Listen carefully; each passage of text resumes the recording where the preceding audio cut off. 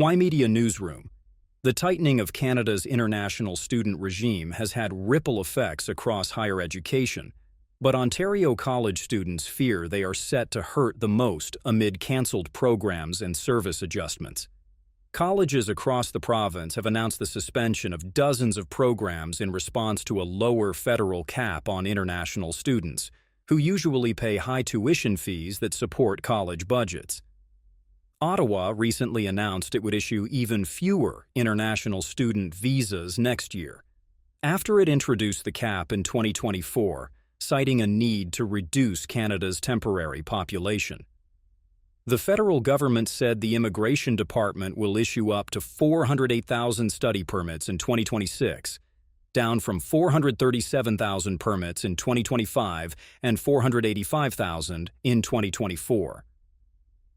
Toby Liu, the Director of Education and Equity at the Student Association of George Brown Polytechnic, said students expect these changes to affect their academic experience.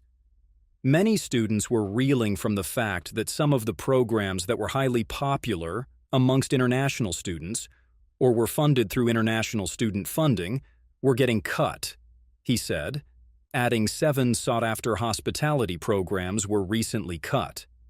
The shuttered programs include food and nutrition management, event planning, and hotel operations management. Liu said domestic and international students are being affected by the cuts, which are a direct reflection of the federal government's policy decision. That was quite an interesting experience, seeing how so many students are directly affected, domestic and international students, by the cap. He said the Students' Union is facing financial difficulties and has been adjusting its services, including its food support programs, to respond to lower enrollment at the college. We have to really pivot our strategy in terms of what type of services and how we provide those services for our students, and also to maximize the usage of these services, he said. We are trying to work with the college to ensure that some of these services are continuously being funded by the school, because food insecurity is a serious issue that students experience, and the college has a responsibility to ensure that students are getting proper access to nutritious and affordable food. Students at many of Ontario's 24 public colleges already saw service disruptions this fall during a nearly 5-week strike of full-time college support staff.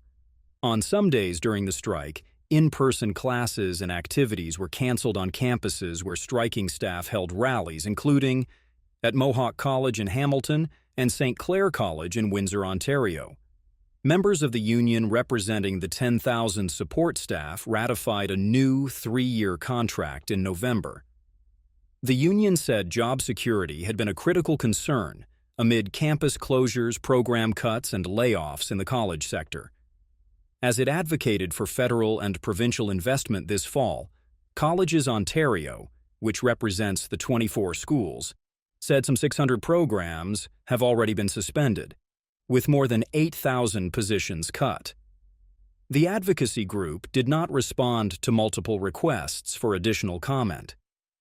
The Ontario Public Service Employees Union, which represents Ontario college faculty and support staff, has called on the Ontario government to intervene after Conestoga College issued nearly 400 layoff notices last week.